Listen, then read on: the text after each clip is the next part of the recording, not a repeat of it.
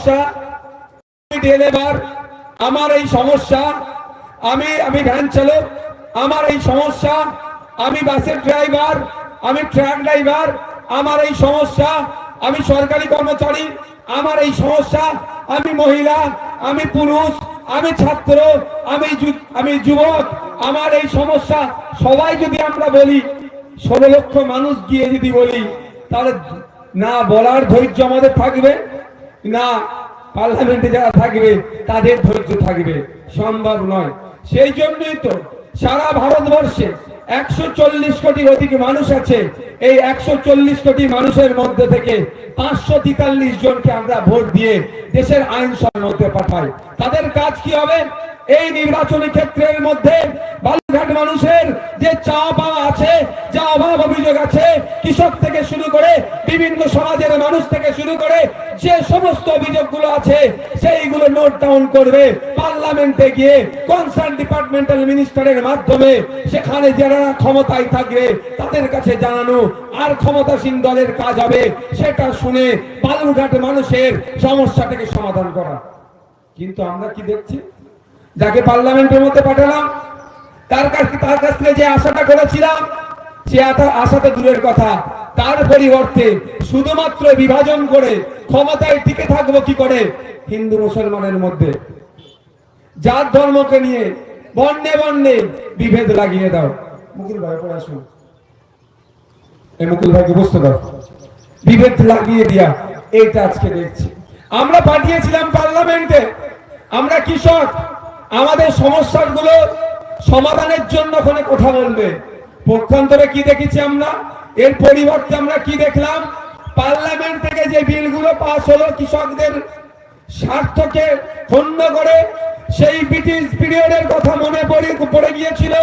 সেই নীল চাষিদের কথা, নীলকর সাহেবরা যেভাবে চাষিদেরকে গলায় টুটি টিপে ধরে চাষ করিয়ে তাদেরকে শোষণ করত, যে পার্লামেন্টের কৃষকদের বিরুদ্ধে বিল পাস হয়েছে রিসেন্ট, তার বিরুদ্ধে আমাদের যারা ভোট দিয়ে যারা পার্লামেন্টে পাঠালাম, সুকান্ত বাবুর উচিত ছিল এই বালুরঘাটের কৃষকদের স্বার্থে মোদী সরকার যে বিলটা নিয়ে এসেছে সেই বিলের বিরোধিতা করা। বিরোধিতা তো দূরের কথা, সুকান্ত বাবু তারে হয়ে আরো গলা ফাটাচ্ছেন। তাই সময় এসেছে, আমি কে কোন জাত, কোন বর্ণ, কোন ধর্ম, অনেক খেলা হয়েছে, ওই খেলা আর খেলা যাবে না। আমার পাশের বাড়ির শঙ্কর নামে যিনি আছেন, ওই কৃষকটা বঞ্চিত হচ্ছে। আমার পাশের বাড়ির শাহজাহান নামে কৃষক, ও বঞ্চিত হচ্ছে। আমরা এখন কৃষক সম্প্রদায়ের হয়ে আওয়াজ তুলব। আমরা কৃষক পার্লামেন্টে পাঠিয়েছিলাম, আমাদের মাসিক গড়াই বাড়বে কি করে, পার্লামেন্টে গিয়ে আমাদের হয়ে সওয়াল করবে। তার পরিবর্তে সুকান্ত বাবুদের যে সরকার চলছে, আরো কৃষককে কিভাবে শোষণ করা যায় এই সমস্ত বিল নিয়ে এসেছে। সুকান্ত বাবুর কোনো কথা ছিল না তখন মুখে। সময় এসেছে, কৃষকরা ডিসাইড করুন। আপনার ভোট নিয়ে যিনি পার্লামেন্টে গেল, আপনার বিপক্ষে তিনি বিপুল নিয়ে আসছেন। তাই সময় আছে, কৃষক বন্ধুদের বলবো এগিয়ে আসুন, সুকান্ত বাবুকে সর্বপ্রথম তাদের বিরুদ্ধে ভোট দিয়ে সুকান্ত বাবুকে পরাজিত করুন। হবে তো নাকি ভাই? এখানে কৃষক কারা আছে একটু হাত তুলবেন। ওরে বাবা, সবাই কৃষক। আর সত্যি যতবার আসলাম রাস্তার দু সাইডে দেখি শুধু জমি আর জমি।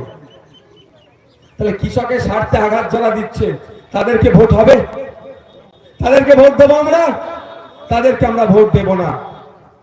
তারপরে ভুলে গেলে হবে না। এখন বিপ্লব বাবুর কাছে ফিরে আসি। তবে বিপ্লব বাবু এখন ঝান্ডা ধরে তৃণমূলে আছে, মন থেকে কি তার তৃণমূলে আছে? কারণ কখন বিজেপিতে থাকেন, কখন তৃণমূলে থাকেন বোঝা মুশকিল। বর্তমান বিপ্লব বাবু যে দলে আছে সেই দলের আচরণ আমরা ভুলে যাইনি। আমাদের প্রতিবাদটা ছিল, আমাদের গণতান্ত্রিক প্রক্রিয়ায় লড়াইটা ছিল, কৃষকদের লড়াইটা কি ছিল? আন্দোলন সংগঠিত করেছিল সারা দেশে যে অবিলম্বে বিজেপি সরকার যেন ওই কৃষক বিরোধী বিলগুলোকে প্রত্যাহার করে।